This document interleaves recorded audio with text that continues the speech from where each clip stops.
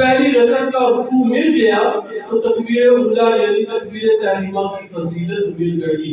امام صاحب رکوع میں ہیں، آپ نے پہلا اللہ اکبر کہا، نماز میں شامل ہوئے، پھر اللہ اکبر کہا اور رکوع میں چلے گئے، اور امام صاحب کو رکوع میں پا لیا۔ یہ امام صاحب کھڑے، یہ امام صاحب رکوع میں، اب امام صاحب کو رکوع میں پا لیا تو نماز پہلی رکعت چھوٹی نہیں ہے۔ لیکن اگر آپ کھڑے تھے، امام صاحب رکوع میں تھے اور آپ رکوع میں جا رہے اور امام صاحب کھڑے ہو رہے تو یہ ایک رکعت مس ہو گئی۔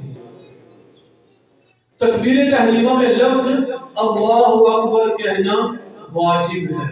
تکبیر تحریمہ کے لیے دونوں ہاتھوں کو کانوں تک اٹھانا سنت ہے۔ اب سنت کا مطلب کیا ہے؟ اگر کسی نے کانوں تک یہاں تک اٹھا لیے یا یہاں تک اٹھا لیے نماز ہو جائے گی، لیکن سنت طریقہ کیا ہے؟ سنت طریقہ یہ ہے کہ اپنے انگوٹھے جو ہیں یہ کانوں کی لو تک اور ہاتھوں کو قبلے کی طرف رکھیں اور اللہ اکبر یہاں سے کہیں، اللہ اکبر کہہ کر اپنے ہاتھ باندھ لیں۔ یہ تکبیر تحریمہ کھڑے ہو کر پڑھنا یہ سنت ہے۔ اگر کسی نے بالفعل ہاتھ اٹھائے بھی نہیں تو یہ سنت اس کی رہ جائے گی، اور علماء کرام فرماتے ہیں کہ سنت کا بھی چھوڑنا یہ اچھا طریقہ نہیں، اس کی عادت نہیں بنانی چاہیے۔ تکبیر تحریمہ میں ہاتھ اٹھاتے وقت انگلیوں کو اپنے حال پر چھوڑ دینا چاہیے، یعنی انگلیوں کو بالکل ملانا بھی نہ چاہیے اور بلا تکلف کشادہ بھی نہ رکھنا چاہیے، اور یہ سنت طریقہ ہے۔ تو نہ اس طرح ہاتھ رکھے، نہ اس طرح نارمل حالت میں جو انگلیاں ہوتی ہیں اس طرح رکھیں۔ تکبیر تحریمہ کہتے وقت ہتھیلیوں اور انگلیوں کے بیچ قبلہ رو ہونا سنت ہے، یعنی اس طرح دونوں ہاتھوں کو تکبیر سے پہلے اٹھانا سنت ہے۔ تکبیر تحریمہ کے وقت سر نہ جھکانا بلکہ سیدھا رکھنا سنت ہے، یعنی یہ ہمارا چہرہ سیدھا ہے، اس طرح تکبیر تحریمہ نہ کریں بلکہ ہاتھ اپنا چہرہ سیدھا رکھیں۔ عورت کے لیے سنت ہے کہ تکبیر تحریمہ میں ہاتھ صرف مونڈوں تک اٹھائے، تو مرد کے لیے اٹھانا کہاں تک تھا؟ کانوں تک، عورت کے لیے مونڈوں تک، کندھوں تک۔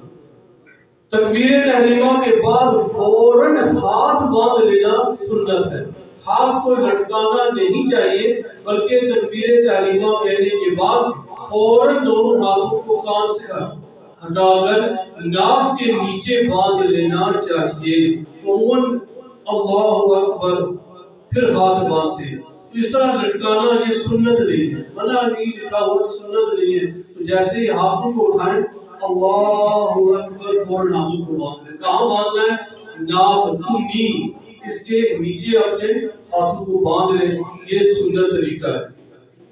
تکبیریں، بعض لوگ تکبیر کے بعد ہاتھ لٹکاتے ہیں پھر ہاتھ باندھتے ہیں، ایسا نہیں کرنا چاہیے۔ جیسے ہی ہم کہیں اللہ اکبر ہاتھوں کو باندھ لیں، اس طرح نہ کریں۔ امام کا تکبیر تحریمہ اور تکبیر انتقال بلند آواز سے کہنا سنت ہے۔ اس کا سنت ہے امام صاحب کا، یعنی اتنا سنت ہے کہ پیچھے چند جو لوگ سن سکے اتنا ایمان، لیکن ہر بندے کے لیے اللہ اکبر کہنا بلند آواز سے یہ سنت نہیں ہے، بلکہ اتنی آواز سے کہنا سنت ہے کہ اس بندے کو خود آواز آ جائے۔ اگر کوئی شخص کسی عذر کی وجہ سے صرف ایک ہاتھ ہی کان تک اٹھا سکتا ہے تو ایک ہاتھ ہی کان تک اٹھائے، یعنی مجبوری ہے، ہاتھ میں درد ہے، تکلیف ہے یا ہاتھ سن ہے تو ظاہر ہے ایک ہی ہاتھ اٹھائے گا۔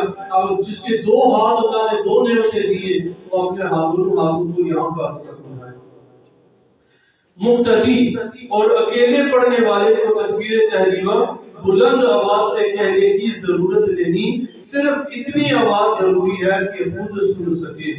امام کے لیے ضروری ہے وہ بلند آواز سے پڑھے، کیونکہ ذرا امام صاحب بلند آواز سے پڑھیں گے تو مقتدی سنیں گے، اور مقتدیوں کو ضروری ہے کہ وہ اتنی آواز میں تکبیر تحریمہ کہیں کہ ان کے خود کان سن لیں۔ تکبیر تحریمہ کے وقت ہاتھ اٹھانا سنت مؤکدہ ہے۔ دو طرح کی سنتیں ہوتی ہیں، ایک ہوتی ہے سنت مؤکدہ اور ایک سنت غیر مؤکدہ۔ سنت غیر مؤکدہ اگر بندہ جان بوجھ کر بھی چھوڑے اس پر گناہ نہیں ہے، لیکن سنت مؤکدہ جو ہوتی ہیں اس کو چھوڑنا اور پھر عادت بنا لینا، یہ علماء کرام نے اس کو منع فرمایا اور گناہ بھی لکھا ہے۔ اگر امام تکبیر انتقال یعنی اللہ اکبر، تکبیر انتقال ہوتی ہے، امام صاحب رکوع میں جاتے ہیں اللہ اکبر کہتے ہیں، سجدے میں جاتے ہیں اللہ اکبر کہتے ہیں، اتحیات میں بیٹھتے ہیں، اس کو تکبیر انتقال بولتے ہیں، یعنی دوسرے رکن میں جانے میں۔ اگر امام تکبیر انتقال یعنی اللہ اکبر بلند آواز سے کہنا بھول گیا اور آہستہ کہا تو سنت کا ترک ہوا، نماز ہو جائے گی، نماز میں کوئی پرابلم نہیں ہے، صرف سنت کا ترک ہوا، کیونکہ اللہ اکبر پورا آواز کہنا سنت ہے۔ نماز میں کراہت تنزیہی آئی مگر نماز ہو گئی۔ نماز کا دوسرا فرض قیام، یہ نماز کا پہلا فرض کیا تھا؟ تکبیر تحریمہ۔ اب نماز کا دوسرا فرض ہے، اس کے چند مسائل ہم سیکھنے کی کوشش کرتے ہیں۔ یعنی نماز میں کھڑا ہونا اور قیام کی کمی کی جانب حد یہ ہے کہ ہاتھ پھیلائے، دراز کرے تو گھٹنوں تک ہاتھ نہ پہنچے، یعنی کھڑے ہونے کو کیا کہتے ہیں؟ اب میں سیدھا کھڑا ہوں، میرے ہاتھ گھٹنوں تک پہنچ نہیں پہنچ رہے، یہ قیام ہے۔ اگر میں اتنا نیچے ہو جاؤں کہ میرے ہاتھ گھٹنوں تک پہنچ جائیں تو اب وہ قیام نہیں رہا، وہ رکوع ہو گیا۔ تو یعنی اتنے ہاتھ گھٹنوں تک نہ پہنچے، اور پورا قیام یہ ہے کہ سیدھا کھڑا ہو، اور قیام کرنا یہ نماز میں فرض ہے۔ بیٹھ کر، ٹیک لگا کر یا فرض واجب سنت نماز بیٹھ کر پڑھنا یہ جائز نہیں۔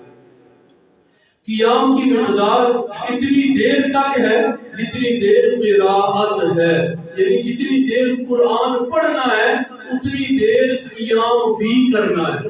یا قرآن پڑھنا ختم ہو گیا، یعنی قل هو اللہ احد سورہ کی مثال دیتے وَلَمْ يَكُنْ لَهُ كُفُوًا أَحَدٌ، بس یہاں تک قرآن پڑھنا تھا، اب قیام بھی یہاں تک کرنا ہے۔ عموماً یہ ہوتا ہے کہ تلاوت ختم ہو جاتی ہے، لوگ کھڑے رہتے، یا کھڑا نہیں ہونا چاہیے بلکہ فوراً رکوع میں جانا چاہیے۔ فرض، وتر، عیدین اور فجر کی سنت میں قیام فرض ہے۔ اگر بلا عذر صحیح بیٹھ کر یہ نمازیں پڑھے گا تو نماز نہ ہوگی۔ اب عذر کیا چیز ہے؟ بازار میں فروٹ لینے کے لیے واپسی میں آگے یاد تھا کہ چلو بیٹھ کر نماز پڑھ لیتا ہوں، نہیں ہوگی۔ یا اگر کرسی کسی نے دے دی، پیدل چل رہا تھا، تھک گیا ہو، یہ اب وہ ہے، یہ عذر نہیں ہے۔ تو عذر کیا ہے؟ تکلیف ہو، درد ہو، یا اگر ایسی تکلیف ہے کہ اگر میں کھڑے ہو کر نماز پڑھی تکلیف بڑھ جائے گی تو اب اس کے لیے عذر یہ ہے کہ وہ بیٹھ کر نماز پڑھ لے۔ ایک پاؤں پر کھڑا ہونا یعنی دوسرے پاؤں کو زمین سے اٹھا رکھ کر قیام کرنا مکروہ تحریمی ہے، اور اگر کسی عذر کی وجہ سے ایسا کیا تو حرج نہیں۔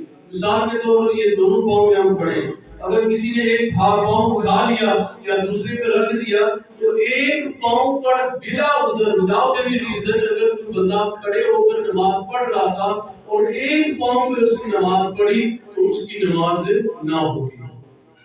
مکروہ تحریمی، مکروہ تحریمی وہ چیز ہے کہ جو نماز کو فاسد کر دیتی ہے، یعنی اس نماز کا دہرانا ضروری ہے۔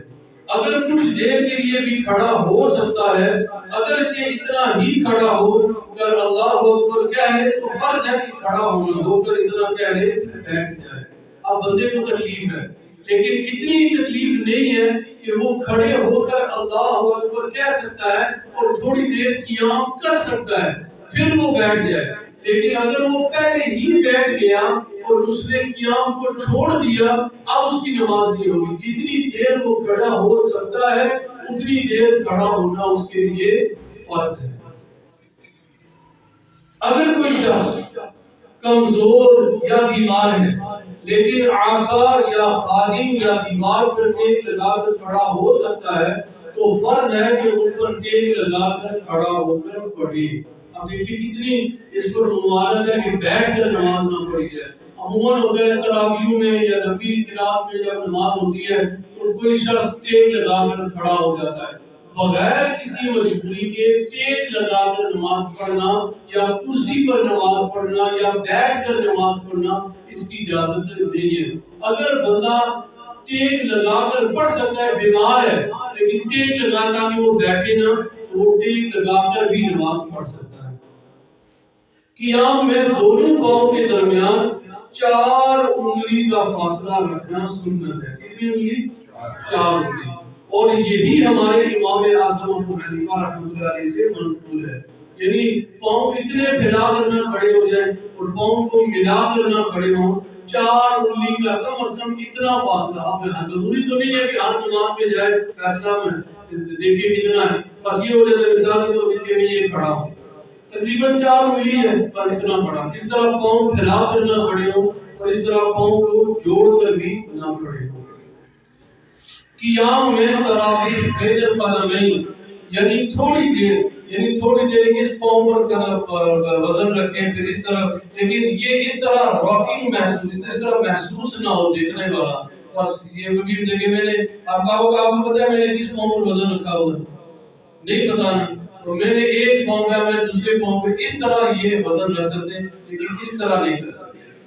نمازی کو حالت قیام میں اپنی نظر سجدے کی جگہ کرنا مستحب ہے. مستحب کا مطلب ہے اچھا طریقہ ہے، یعنی جہاں پر سجدہ دینا ہے اس جگہ پر نظر رکھے. قیام میں مرد ہاتھ یوں باندھے کہ ناف کے نیچے، ناف کیا چیز ہوتی ہے؟ تو نیند. ناف کے نیچے دائیں ہاتھ کی ہتھیلی، یہ دائیں ہاتھ ہے، ہتھیلی بائیں ہاتھ کی کلائی کے جوڑ، یہ کلائی کا جوڑ ہے یہ، تو اس طرح کلائی کے جوڑ پر رکھے. یہ انگوٹھا اور چھوٹی انگلی سے کلائی کو پکڑے اور یہ 3 انگلیاں کلائی کے اوپر رکھے اور ناف کے نیچے اس طرح پکڑے. تو اس طرح ہاتھ کو باندھنا یہ سنت ہے. پیارے اسلام بھائی الحمدللہ تقریباً 10-15 منٹ میں ہم نے کتنے نماز کے مسائل سیکھے. تو کوشش کریں اس طرح الحمدللہ نماز کے مسائل سیکھنا. اب عموماً یہ ہوتا ہے کہ تھوڑی خیر ہی ہے، عموماً یہی ہوتا ہے اگر کسی سے پوچھا جائے یار آپ نے نماز غلط پڑھی ہے، عموماً جواب کیا ملتا ہے؟ اللہ بخشنے اللہ بخشتی نہ بھی پڑھو تو اللہ نے حکم ہے، اللہ تعالیٰ بخشنے پر قادر ہے نا. لیکن نماز پڑھے تو صحیح پڑھے نا. ہم کام کریں صحیح کریں، کاروبار کریں صحیح کریں، نماز پڑھے کوئی خیر نہیں. یہ ذہن ہمیں نہیں رکھنا. اور دوسری بات، ہم نے نماز کے مسائل سیکھنے، یہ چوائس نہیں ہے. یہ ایسا نہیں ہے کہ سیکھیں گے تو ثواب ہوگا، نہیں سیکھیں گے گناہ نہیں. یہ گناہ ہے. اگر کسی بندے پر نماز فرض ہے اور وہ نماز کے مسائل نہ سیکھے اور نماز میں غلطی کرے اور یا ایسی نماز میں مسٹیکس کرے تو اس کی نماز نہیں ہوگی، اس کا دوسرا ہے ہی نہیں ہے. لا تبدیل لکلمات اللہ، اللہ کا حکم ہے کہ علم دین سیکھو. تو پیارے اسلام بھائیو، آج میں مجھ سمیت میں بھی اپنے آپ کو اندر ڈالوں، ہم علم دین سیکھنے میں کتنا وقت صرف کرتے ہیں؟ ہر بندہ اپنے آپ سے پوچھے. کام کے لیے کتنے گھنٹے؟ شاید 8 گھنٹے، 10 گھنٹے، 12 گھنٹے یہ کام کرتے. کام کرنا ہمارا مقصد نہیں ہے، ہماری ضرورت ہے. ہم نے زندہ رہنا ہے، کام کرنا ہے. بغیر کام کے بندہ زندہ نہیں رہ سکتا. پیسے کمانے کے لیے کوئی انکار نہیں کرتا اس چیز کا. جو ہماری ضرورت ہے اس کے لیے 12 گھنٹے، اور جو ہمارا مقصد ہے اس کے لیے ہمارے پاس ٹائم نہیں ہے. اگر پوچھا جائے کسی سے نماز کے مسائل سیکھنے میں، دل تو بڑا اچھا نماز کے مسائل سیکھنا، ٹائم ہی کوئی طرح سے. یہ ٹائم پتہ ہے ہمارا کہاں جاتا ہے؟ اس میں، اس کو سمارٹ فون کہتے ہیں. اس سمارٹ فون میں ایک فنکشن ہے جو آپ کو سکرین ٹائم بتائے گا. آپ نے واٹس ایپ پہ کتنا وقت گزارا ہے، آپ نے ٹک ٹاک پر کتنا. یہاں پر تو انٹرنیٹ اتنا سستا ہے، معاذ اللہ بے حیائی کرنا آسان ہو گیا ہے، نیکی کرنا مشکل ہو گیا ہے. اگر نماز کے مسائل سیکھے ٹائم نہیں ہے. اگر نماز علم دین سیکھے، معاذ اللہ لوگ پھر ایسے مولوی کہتے ہیں اور یہ مولوی بنی گیا، اتنا آسان مولوی بنا ہے تو سارے نا مولوی بن جائیں. یہ علم کم از کم ہم اتنا علم تو سیکھے نا. آج پیارے اسلام بھائیوں، سید کو چھوڑ کر باقی جتنے بھی ہیں نا، ہمارے خاندان میں سے کوئی بڑے بٹکے میں سے اسلام قبول کیا. مجھے پتا چلا میری فیملی میں 800 سال پہلے کسی نے اسلام قبول کیا تھا. 800 سال بعد اللہ کا شکر ہے ہم مسلمان ہیں. صرف یہ سوچے 150 سال یا 100 سال کے بعد کیا میرے گھر میں اسلام ہوگا؟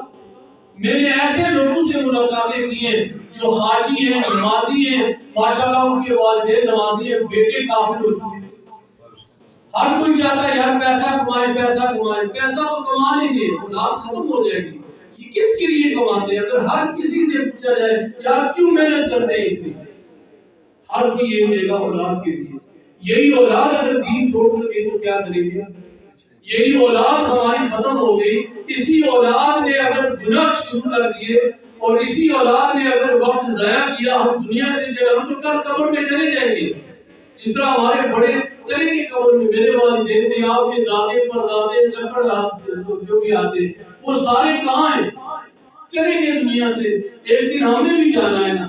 ہم جب جائیں گے کیا دین چھوڑ کر جائیں گے؟ میری فیملی میں ہمارے والدین، جس طرح میرے والد صاحب تھے، اللہ کا شکر ہے وہ دنیا سے جب چلیں گے تو آج میں آپ کے سامنے ہوں۔ ان کے لیے نماز جب ہم پڑھتے ہیں تو کیا دعا کرتے ہیں؟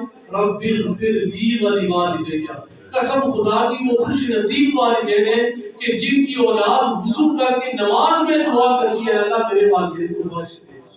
وہ والدین بیچارے کتنے کم نصیب، بد نصیب نہیں کہہ سکتے، کم نصیب ہیں کہ جنہوں نے اپنی اولاد کو دنیا تو سکھایا، دنیا کے لیے پوری دنیا میں سفر کروایا، بڑی بڑی یونیورسٹی میں بھیجا، لیکن اپنی اولاد کو قرآن نہ سکھا سکی، نماز نہ پڑھا سکی۔ اب وہ باپ قبر میں ہوگا، انتظار کر رہا ہوگا میری اولاد کو میرے لیے سارے ثواب کرے، لیکن کوئی نہیں۔ اس کے بارے میں سوچیں۔ الحمدللہ دعوت اسلامی کا ایوری تھرسڈے ہر جمعرات کو اسی مسجد میں اجتماع ہوتا ہے۔ ہر بندہ پوچھ لے، اگر کیا جائے تو یہ ہوتا ہے کہ ٹائم نہیں ہے، اور ان کے بعد شروع ہوتا ہے۔ اگلے جمعرات کو آپ کوشش کیجیے، کریں گے کوشش کیجیے گا، آپ خود بھی آئیں، بچوں کو بھی لائیں۔ خدا کی قسم یہ ڈاکٹر بن جائیں گے، اگر نمازی بن گئے تو آپ کی قسمت اچھی ہو جائے گی۔ اللہ کی توفیق عطا فرمائے۔ سنت ہے۔ ماشاءاللہ، جزاک اللہ خیر۔